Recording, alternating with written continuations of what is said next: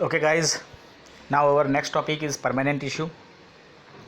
In last lecture we have discussed about the meristematic tissues, apical meristems, lateral meristems and intercalary meristems.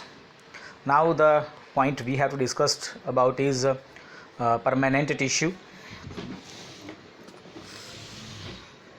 So here when the cells is divided by the meristematic tissues, the new cell formed, they got a new role, new shape and they lost the ability to divide. तो जो भी meristematic cell से नए नए cell बनते जा रहे हैं, वो नए सेल जो बनेंगे, वो नए सेल का जो शेप होगा वो अलग होगा, उसका रोल भी कुछ स्पेसिफिक मिलेगा. And the most important thing is कि they loss the ability to divide. अब वो डिवाइड नहीं हो पाएंगे. जो नए सेल बने हैं उसकी बात करें अपन. And this process of taking a permanent shape, size and function is called differentiation. तो ये जो भी नए सेल बने होंगे वो नए सेल को एक प्रॉपर फंक्शन मिलेगा, प्रॉपर शेप मिलेगा, प्रॉपर साइज मिलेगा, और ये whole process of this is known as the differentiation. Cells of meristematic tissue differentiate to form different types of permanent tissue. तो जो मेरिस्टेमेटिक टिश्यू हैं उसी में से नए सेल बनेंगे और वही आपके लिए परमानेंट टिश्यू के अलग अलग टाइप होंगे. तो वी हैव एक्टिविटी. ये एक्टिविटी है, आपको लेना है कोई एक प्लांट का स्टेम ले ले आप, सॉफ्ट होना चाहिए तो इजीली आप ये परफॉर्म कर पाएंगे. जैसे आप मेज़ ले लो आप, या कोई भी छोटा सा प्लांट, और उसके स्टेम हैं उसको इस तरह से वर्टिकल शेप में आप कट करके देखो, ठीक है, स्लाइस बनाकर. And when you observe in the microscope you will be find this type of section. ये आपको देखने को मिलेगा. हम इसके एक छोटे सेक्शन को बड़ा करके देखते हैं. ये रहा उसका बड़ा सेक्शन, ठीक है. और इसके अंदर जो आपको ये सब डिज़ाइंस देख रही हैं, दे आर द सेल्स. ये सब अलग अलग तरह के सेल्स होंगे, अलग अलग आप देख सकते हैं. उनका स्ट्रक्चर है, उनका डिज़ाइन है, उनका शेप है, उनकी साइज़ हैं, and according to that they also have some functions also. So we have two types of the permanent tissue: simple permanent tissue and complex permanent tissue. So a few layers of cells form the basic packing tissue, and this tissue is parenchyma, which is a permanent tissue. तो एक permanent tissue का एक type है ये parenchyma tissue.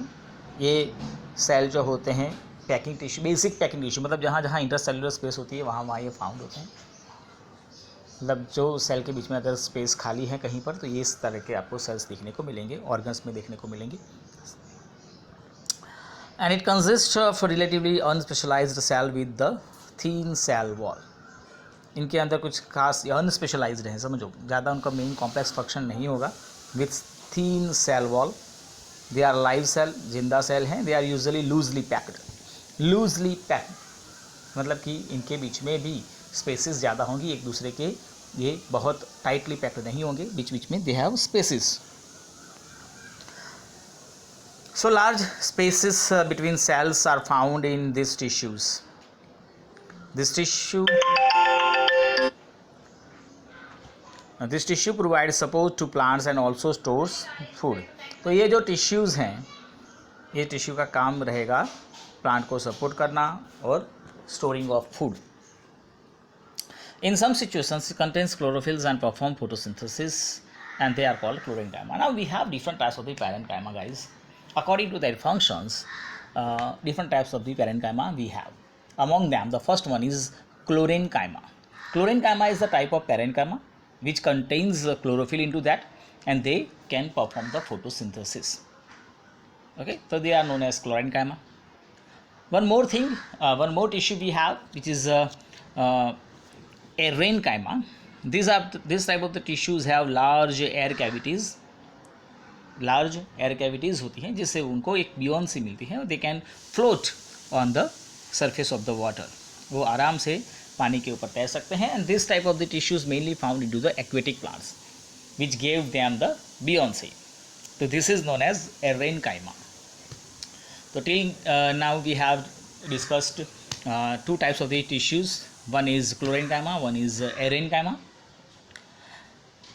The parenchyma of stems and root also stores nutrients and water. They can also store nutrients and water also. Then after the third one is the flexibility in the plants is due to another permanent tissue called collenchyma. ये कॉलेन कायमा है, वो chlorophyll वाला जो था वो chlorine कायमा था, और ये कॉलेन कायमा है। कॉलेन कायमा का जो मेन फंक्शन है, it provides a flexibility to the plants, वो प्लांट को फ्लेक्सिबिलिटी प्रोवाइड करता है। You have seen some like leaf branches, great branches, तो दे कैन इजीली बेंड, वो आपको उसको बेंड कर सकते हैं without breaking, and this flexibility is due to the permanent tissue called as collenchyma. It also provides mechanical support to the plants. Here we can find this tissue in the leaf stalks below the epidermis, and the cells of this tissue are living, elongated, irregularly thickened. ठीक है, at the corners, मतलब corner के ऊपर वो thick होते हैं, and there is very little intercellular space. Intercellular spaces के बीच में ज़्यादा जगह नहीं होती है। तो ये था आपका collenchyma. Now one more is sclerenchyma. This is the last permanent tissue guys, sclerenchyma. It is the tissue which makes the plants hard and stiff. हमने कॉलेनकाइमा में देखा कि वो फ्लेक्सिबिलिटी प्रोवाइड करता है, जबकि ये जो है वो हार्डनेस प्रोवाइड करता है। And we have seen the husk of the coconut. आप देख लो कोकोनट का जो हस्क होता है, it's made up from the sclerenchyma. The cells of these tissues are dead and they are long, narrow as the walls are thickened due to the lignin at the corners. तो देखो यहाँ पर ये जो cell होते हैं they are mainly dead cells, वो dead cells होते हैं और नैरो भी होते हैं।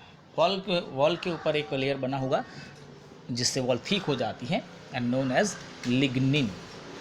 अब कई बार इतना सारा लिग्निन का लेयर बन जाता है कि उनके इंटर सेलुलर सेल के अंदर जो होगा वो पूरा जो स्पेस होता है वो खाली हो जाता है, मतलब कि लिग्निन से भर जाता है। तो कई बार सेल की जो वॉल होती है बहुत जाड़ी भी हो जाती है। This tissue is present in stems around the vascular bundles, in the veins of the leaves and the hard covering of seeds and nuts.